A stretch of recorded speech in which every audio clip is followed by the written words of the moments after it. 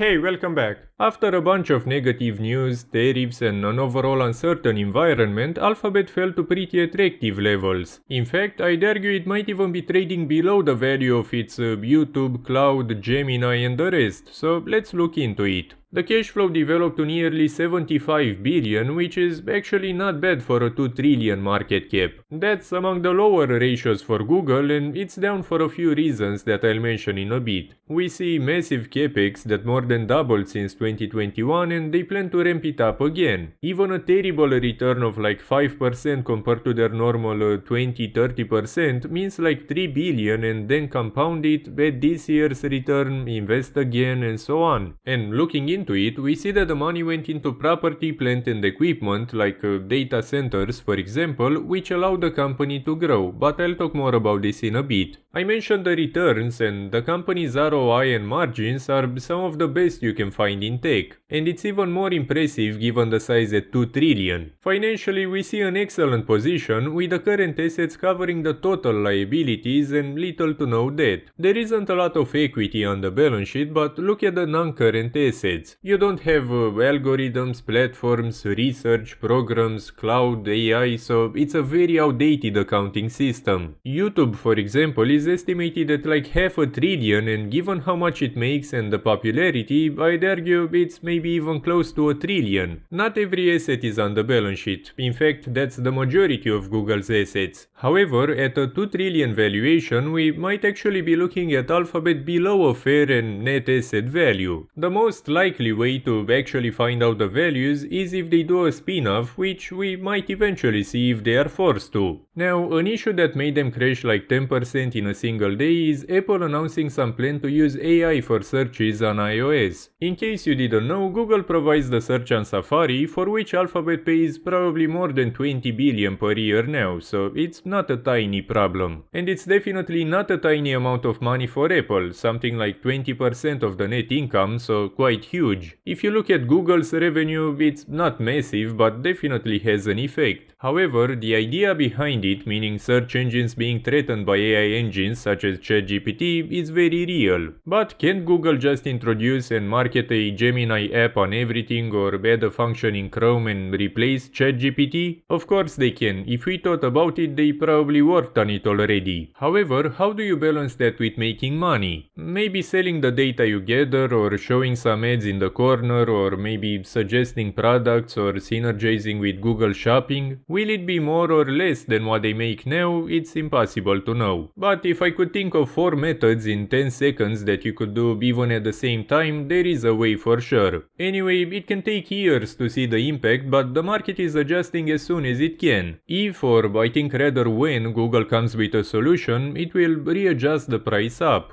Another issue would be the potential for tariffs, tougher regulation, and even splitting the company, which we saw being brought up again very recently. The impact and magnitude are really just impossible to know, but the impact on the market can be very significant. We saw the sell-off in April due to tariffs and the potential retaliation from the EU, and Alphabet would basically be caught in the middle. Plus a lot of lawsuits and fines and stuff, which I guess at this point is part of the regular business. They recently bought Wiz for 32 billion to enhance their cloud security, which the market didn't like that much. It's a lot of money, especially since they paid in cash, but this was a very fast growing tech company that kept being valued at more and more during the recent funding rounds. I think it was a let's get them to avoid AWS or Microsoft getting them kind of deal more than anything. Anyway, something common in all big tech, not only in the US, is huge AI and cloud investments announced this year. We see even 50% or higher jumps in capex expected this year, a majority of that going into AI and cloud infrastructure. The market initially didn't like this, but I'll say it again, I think it's something they know much better than some random people on Wall Street. If all of them see the need to put not a few billion as a bet, but tens of billions in just 1 year, there might be something there. You know, what the market knows about AI is probably researched by people from Google, Microsoft, Amazon, so someone with very limited knowledge saying an expert doesn't know what they are doing is typical.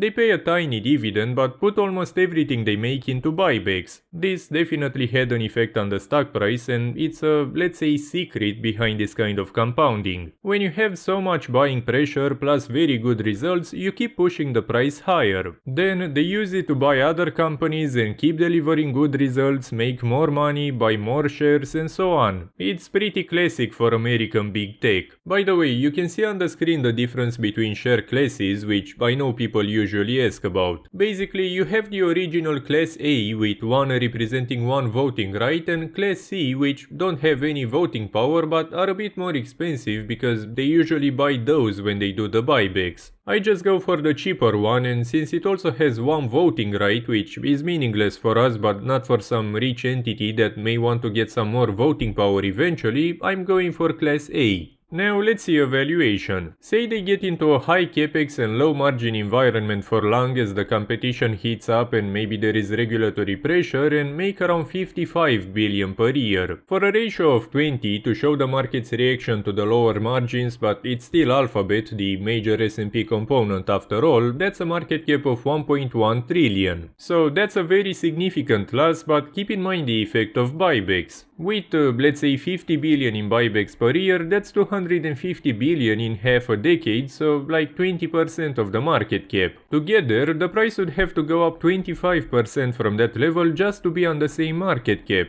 It's still a loss, but not as significant, and it also has an effect on the ratio since it generates demand. In a better environment, let's say they manage to grow the cash flow at around 10% per year, getting to 117.2 billion in half a decade. For a ratio of 30, that's a market cap of 3.51 trillion, meaning a price of 291.8, so a very decent profit. But again, say they do like 300 billion in buybacks and reduce the share count by 15%, and that's like a 17.5% higher price to get to that market cap, so like 350 instead. And again, that's an adjusted buyback ratio of like 3% per year, so nothing unheard of and actually pretty low. Now, in a better environment with 12.5% growth rate, so still below their recent history, that's 131 billion in half a decade. Put the ratio at 35, which is above the median but well below the highest, and that's a 4.59 trillion market cap. That's a price of 380.86, but with buybacks it can potentially be like 450, so not bad at all, especially from such a popular company. I don't think this is a bad price at all for Google. Again, we might actually be looking at them trading below a net asset value right now, and the potential to develop in the long term is very significant. By the way, if you want to support the channel and see when I buy anything, or even get a custom stock analysis or even 2 each month, check out the Patreon link below. And now you also get all the other analyses ever requested by other members on top. So overall, I think Google is definitely an interesting company getting to a very interesting price. I think something below 145 now should be a good level to add some more for me. Very healthy, good long-term potential, and the buybacks offer a very nice opportunity. Just the buybacks with limited growth and an acquisition here and there can lead to a healthy compounder. But we are looking at a very dynamic environment that could be both a threat and an opportunity, plus potential issues from politics. I think with all the investments, acquisitions and actions that they take, it's likely to see them do well in the future, and this is overall my favorite American big tech.